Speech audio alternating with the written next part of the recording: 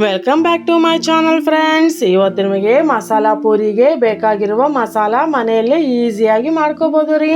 ಪಾನಿಪುರಿ ಮಸಾಲ ಪೂರಿ ಮನೆಯಲ್ಲೇ ಮಾಡ್ಕೊಳ್ಳೋದು ತೋರಿಸ್ತೀನಿ ರೀ.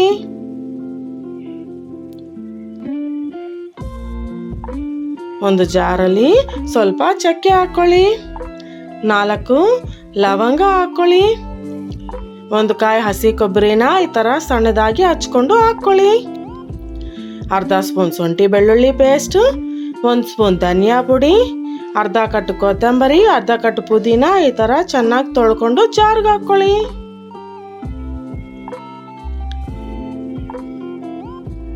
ನಾನು ಹಸಿಮೆಣ್ಸಿನ್ಕಾಯಿ ಮರ್ತೋಗಿದ್ದೀನಿ ರೀ. 10 ಹಸಿಮೆಣ್ಸಿನ್ಕಾಯಿ ಹಾಕ್ಕೊಂಡು ನುಣ್ಣಗೆ ಹಾಕ್ಕೊಳ್ಳಿ. ಒಂದು ಅರ್ಧ kg ಆಲೂಗಡ್ಡೆನ ಚೆನ್ನಾಗಿ ಬೇಯಿಸ್ಕೊಂಡು ಈ ಥರ ಸ್ಮ್ಯಾಶ್ ಮಾಡಿ ಸೈಡ್ಗೆ ಇಟ್ಕೊಳ್ಳಿ. ಒಂದು ಬಟ್ಲಲ್ಲಿ ಸ್ವಲ್ಪ ಎಣ್ಣೆ ಹಾಕ್ಕೊಂಡು 1 ಸ್ಪೂನ್ ಜೀರಿಗೆ, 1 ಸ್ಪೂನ್ ಸಾಸಿವೆ, ನಾವು ಮಾಡ್ಕೊಂಡಿರೋ ಮಸಾಲ, ಹಂಗೆ ಸ್ಮ್ಯಾಶ್ ಮಾಡ್ಕೊಂಡಿರೋ ಆಲೂಗಡ್ಡೆನೂ ಹಾಕ್ಬಿಡಿ. ಸ್ವಲ್ಪ ನೀರು ಹಾಕಿ ಚೆನ್ನಾಗಿ ಕಲಿಸ್ಕೊಳ್ಳಿ.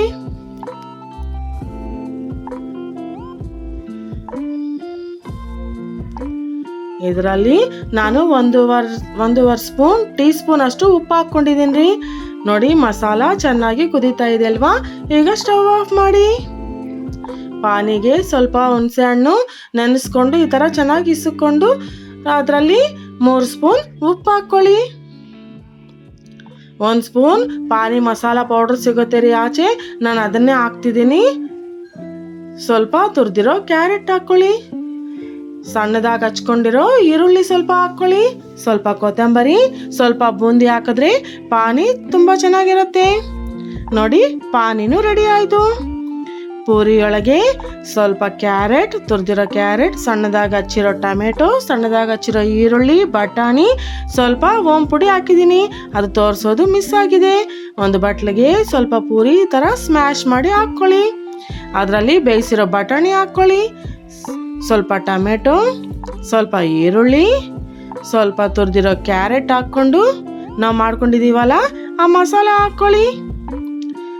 ಮೇಲೆ ಸ್ವಲ್ಪ ಓಂ ಪುಡಿ ಹಾಕ್ಕೊಳ್ಳಿ. ನೀವು ಬೇಕಾದರೆ ಸ್ವಲ್ಪ ಮೊಸರು ಹಾಕ್ಕೋಬೋದು ರೀ. ತುಂಬ ಚೆನ್ನಾಗಿರುತ್ತೆ. ಒಂದ್ಸಲ ನೀವು ಟ್ರೈ ಮಾಡಿ. ಇಷ್ಟ ಆದರೆ please like, share, comment and subscribe.